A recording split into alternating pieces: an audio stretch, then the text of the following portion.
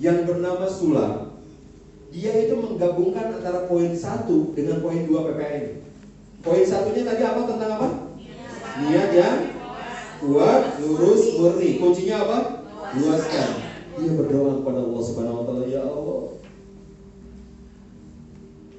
hamba yang tidak punya apa-apa ini ya Allah, pengen banget ya Allah mengumrohkan Ibu Ani.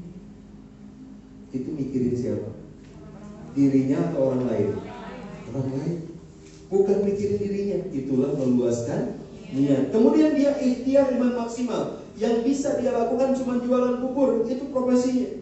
Jualan bubur tiap hari. Maka ketika jualan bubur itu dipisahin antara cancel dari hasil jualannya dengan cancel ibunya umroh tabungan. Setiap hari untuk ibunya umroh itu 2.000, besoknya 2.000, terus 2.000 seperti itu. Kemudian di